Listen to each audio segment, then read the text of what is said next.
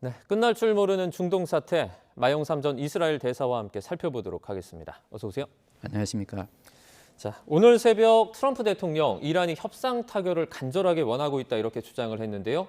먼저 이 발언부터 듣고 오도록 하겠습니다. I mean, Iran is dying to make a deal. I can only tell you that. They cannot be nuclear other than that, but their Navy's gone, their Air Force is gone. Every ounce of any form of equipment practically is gone. 네, 이제 이란의 해군, 공군 이런 병력들의 자원이 모두 파괴됐다. 이 얘기를 계속해서 좀 이전부터 반복하고 있는 것 같아요. 네, 그렇습니다. 트럼프 대통령은 일단 전쟁, 전투 이 행위에서는 완전히 우리가 승리를 했다. 그렇기 때문에 더 파괴할 것도 별로 남아있지 않다. 네. 그래서 우리가 지금 종전해도 상관이 없다. 이렇게 해서 사실상 이런 출구 전략의 일환으로서 계속해서 해오던 얘기였습니다. 그러나 실질적으로 보면은 지금 현재 이란 측에서 상당수의 미사일, 드론, 그리고 해군의 경우에는 고속 쾌속정 이런 것들은 여전히 남아 있다고 그럽니다. 그래서 과소평가할 부분은 아니라고 생각을 합니다. 트럼프 대통령이 이란 경제가 이미 죽어버린 상태라면서 숨이 막힌 상태다 이렇게 표현을 하기도 했습니다. 현재 이란 경제 상황 좀 어느 정도 수준으로 파악하고 계십니까? 상당히 심각해진 것 같습니다. 왜냐하면은 미국 측에서 역봉쇄를 시작하고부터는 네. 해외에서 들어오는 식량 그리고 의약품 이런 생필품들이 차단이 돼 버렸습니다. 뿐만 아니라 전쟁 상황이기 때문에 지금 현재 육지로 들어올 수 있는 이러한 물품도 상당히 제한되어 있고 네. 그러다 보니까 지금 현재 생필물도 부족하고 그리고 전력마저도 지금 현재 부족해서 지금 절약해야 되는 그런 캠페인이 나오고 있고 네네. 또 일자리도 50% 줄어들었다 그러고 더더구나 심한 것은 지금 환율은 지금 1달러당 180만 리알이라고 합니다. 그리고 지금 하루 임금도 3불 정도, 3달러 정도라고 하니까 지금 굉장히 어려운 상황인 것 같습니다. 조금 전에 언급해 주셨는데 저희가 그래픽으로 좀 보여드리고 있거든요. 이 리알화가 그러니까 어떻게 보면은 그 가치가 매우 급격하게 떨어졌다라고 저희가 해석을 할 수 있는 거죠. 네, 그렇습니다. 이게 왜냐하면은 경제 제재 때문에 일단 달러의 유입이 불가능한 상황입니다. 이렇게 되니까 지금 현재 이란으로서는 사실상 실물 경제가 거의 마비 상태에 있고 심지어는 물물 교환까지 한다는 이런 얘기가 있습니다. 그러니까 시장 경제의 기능은 거의 상실했다고 보시면 되겠습니다. 네. 트럼프 대통령이 그 호르무즈 해협 봉쇄 매우 효과적이다. 그러니까 역봉쇄라고 우리가 말하는 그 봉쇄가 효과적이라면서 해상 봉쇄 계속 유지하겠다 이렇게 밝혔는데요. 일각에서는 폭격보다 이 봉쇄가 더 효과적이다 이런 얘기도 나오는 것 같아요. 일면 그런 측면이 있습니다. 왜냐하면은 사실상 해상 봉쇄라고 하는 것은 미국의 해군 함정 몇 척으로서 지금 현재 호르무즈 해협을 앞에서 지금 막고 있기 때문에 가능한 얘기고 그렇다고 해서 별로 비용도 들어가지 않습니다. 사실상 폭격의 경우에는 지금 미사일 경우 그리고 로켓 드론 이런 것들이 지금 사용됨으로 말미암아 지금 미국의 전비가 굉장히 많이 올라갔다는 것이거든요. 그러나 지금 역봉쇄의 경우에는 거의 비용을 들이지 않고 거의 완벽하게 차단을 할 수 있는 그런 장점이 있습니다. 그 미사일 비용 말씀해 주셔가지고 미국이 원래 가지고 있던 토마호크라든지 이런 것들을 상당히 소진했다라는 얘기도 나오는데 그런 외신의 보도는 좀 어떻게 보십니까? 사실 그렇게 맞는 것 같습니다. 왜냐하면은 지금 현재 토마호크 미사일만 하더라도 약 1,000기가 지금 사용되었고 그리고 사드나 또는 패트리어트 미사일 같은 경우에도 한 2,000기 정도가 사용되었다고 합니다. 이것을 다시 재생산하는 경우에 한 6년 정도 시간이 걸린다고 합니다. 그러니까 지금 현재 미국으로서도 상당히 무기 재고가 거의 바닥이 나고 있지 않나 이런 우려들이 많습니다. 미국에 있는 트럼프 대통령은 본인들이 승리했다는 얘기를 계속 이어가고 있는데 지금 상황에서 지금 이란의 모주타바 하메네이 최고 지도자는 미국 공격 패배했다. 그러니까 오히려 자신들이 승리했다라는 강경 메시지를 내놓고 있는 것 같아요. 그렇습니다. 지금 모스타바 하메네이가 이번에 페르시아만의 날 이것을 기념하는 이제 메시지를 냈는데 바로 이제 그런 얘기를 했죠. 지금 이 전쟁에서 미국이 수치스러운 패배를 했다. 그러면서 이제 몇 가지를 얘기를 하는데 상당히 의미심장한 이 메시지가 담겨 있는 것 같습니다.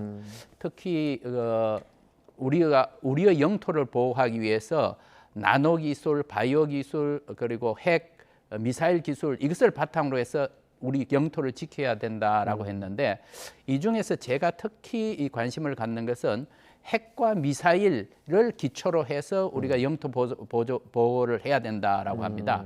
이것은 지금 미국과 이란 간의 2차 협상을 준비를 하면서 상당 부분 이거는 가이드라인을 준 것이 아니냐라고 생각을 합니다.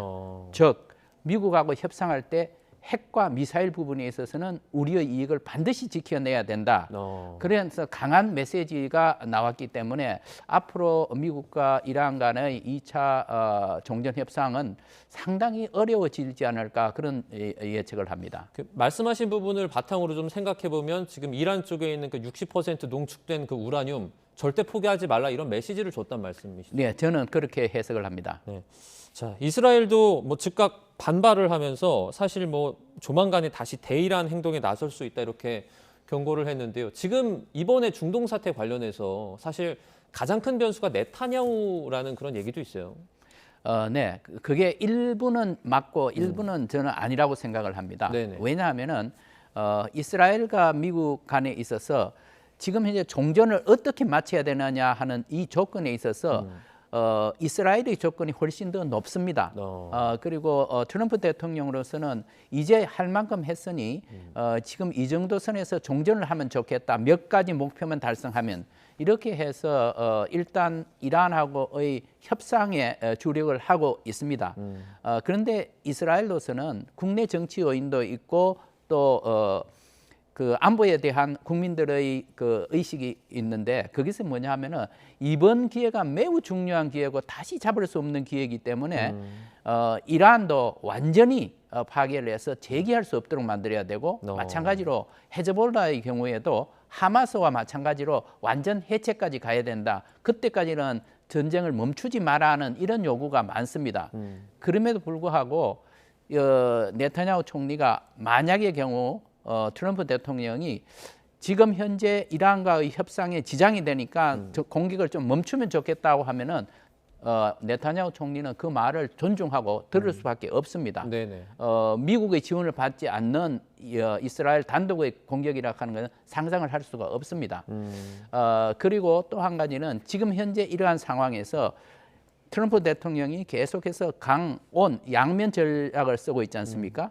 어제도 보면은 이 사진, 저 선글라스를 끼고 네. 총 갖고 있는 사진. 람보 자세하고 있는 그 사진 말씀이시죠? 그렇죠. 네네. 그게 뭐냐 하면은 협상이 나오지 않으면 우리 다시 공격하겠다라는 그런 이제 이미지인데 이번에 그 이스라엘 측에서 우리 공격할 준비가 되어 있다라고 하는 것 그거에 대해서 트럼프 대통령은 아마 아주 반갑게 생각을 하고 있을 것 같습니다. 그래서 기본적으로 이스라엘과 미국 간에는 이 두 정상은 이 전쟁에 있어서는 굉장히 긴밀하게 그리고 수위까지 조절해 가면서 전쟁을 하고 있다 이렇게 생각하시면 되겠습니다. 자, 지금 뭐 종전 협상 교착 상태에 빠지면서 호르무즈 해협을 둘러싼 긴장은 계속 고조되고 있는데 지금 이런 상황에서 미국이 이 호르무즈 해협에서 선박 운항을 가능하게 할 수 있는 새 국제 연합체를 만들겠다 이렇게 말했어요. 이건 어떤 겁니까? 지금 현재 일단 전쟁이 끝나고 난 후에 그러면 호르무즈 해협을 어떻게 해야 되겠느냐? 미국 쪽에서는 자기들 함대가 지금 현재 지키고 역봉쇄를 하고 있는데 이 부분에 대해서 나토를 중심으로 한 의왕국들이 이것을 좀 대신 지켜줘야 되겠다는 생각을 해서 계속 압력을 가했습니다. 그런 결과 영국과 프랑스가 중심이 되어서 그 안보 연합 함대를 구성하는 이런 문제에 대해서 지금 국제적인 회의를 계속 진행을 해 왔습니다. 그거의 선상에서 본다면은 트럼프 대통령으로서도 호르무즈 해협을 우리가 완전히 떠날 필요가 없다. 굉장히 중요한 전략적인 가치가 있기 때문에 우리도 남는데 그렇다고 해서 우리 혼자 다 감당할 수 있는 것은 아니다.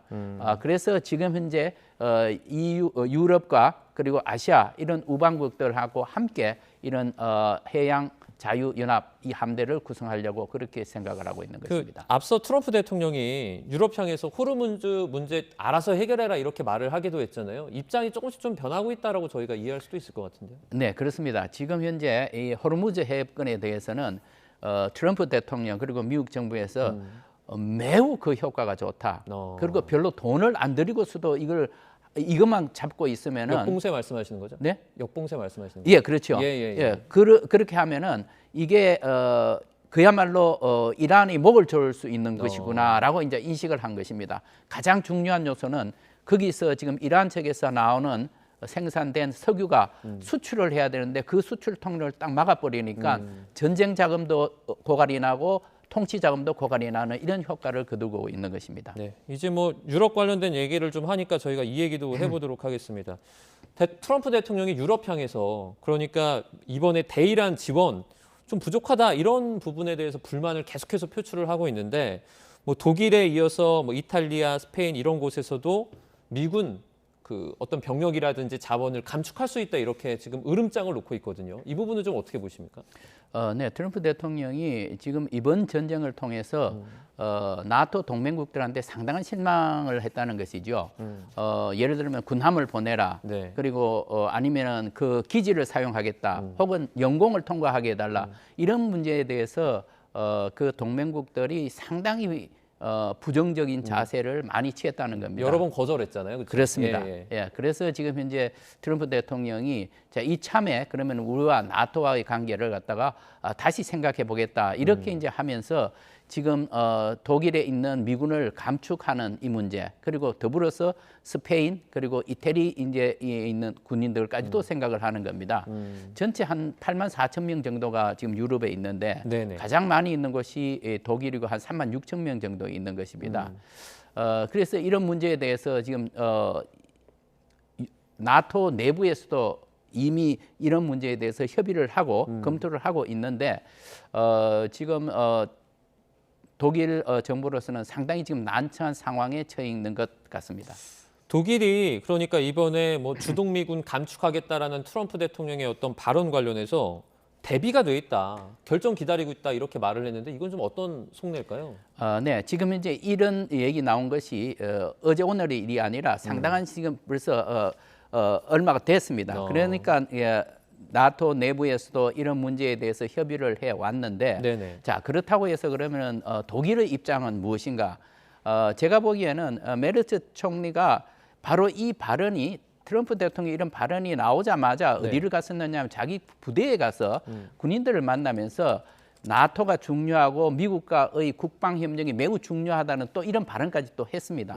그래서 독일로서도 이 문제에 대해서는 어느 정도 미국의 입장을 고려해야 된다는 쪽으로 지금 기울이고 있는 것 같습니다. 이 주동 미군 감축 이런 발언을 이제 저희가 듣다 보면 우리나라 입장에서는 이제 주한 미군은 어떻게 되냐 이런 어떤 걱정을 좀 할 수밖에 없거든요. 저희한테도 영향을 좀 미칠 수 있을까요? 트럼프 대통령으로서는 이번에 전쟁을 통해서 한국도 도와주지 않았다라는 이런 강한 이미지를 갖고 있습니다. 그래서 우리로서는 염려되는 부분이 있는데 그럼에도 불구하고 제가 보기에는 이러한 문제가 주한미군의 철수 문제, 감축 문제 이게 어제 오늘의 일이 아니고 상당히 오랫동안 우리 진척이 되어 왔던 문제입니다. 네. 번번이 그때마다 전체적인 정세를 파악을 해보고 주한미군의 전력을 보고 우리 한국군의 전력을 보고 이렇게 판단을 했을 때 감축이 바람직하지 않다는 이런 결론에 이르렀고 지금 제가 보기에는 지금 주한 미군의 중요성이 계속 높아지고 있습니다. 특히 미국의 국방 전략에 있어서 전략적 유연성을 강조하고 있는데 네네. 이것은 주한 미군의 역할과 직결이 되는 문제이기 때문에 제가 보기에는 주한 미군을 감축하는 이 문제는 그 가능성이 별로 없어 보입니다. 말씀하신 의도가 혹시 대중이라든지 대러 또는 대북 관련된 어떤 그런 전략적인 부분을 말씀하시는 걸까요? 네, 그렇습니다. 지금 현재 왜냐하면은 미국 측에서는 전략적 유연성 때문에 주한 미군의 역할을 한반도뿐만 아니라 주변 지역으로까지 확대해야 되지 않느냐라는 이런 내부적인 검토를 하고 있습니다. 네. 자, 지금 이란이 기존 협상안을 보완한 수정 평화안을 전달할 수도 있다. 이런 게 이제 외신을 통해서 나온 보도도 전해지고 있는데 사실 이것만 보면 좀 종전이 좀 가까워지는 거 아니냐 이런 생각이 좀 들기도 했거든요. 이 부분은 어떻게 평가하십니까? 매우 어려운 문제입니다. 가장 중요한 문제이기도 하고.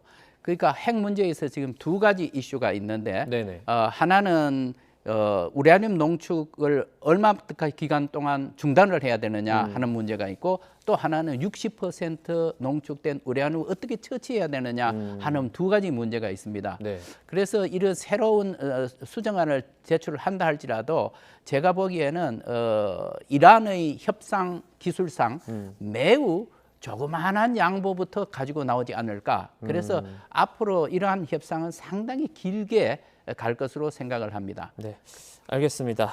자, 오늘 뭐 중동 사태 관련해 가지고 자세한 내용 그리고 경제적인 부분도 조금씩 다뤄봤습니다. 마영삼 전 이스라엘 대사와 함께했습니다. 오늘 고맙습니다.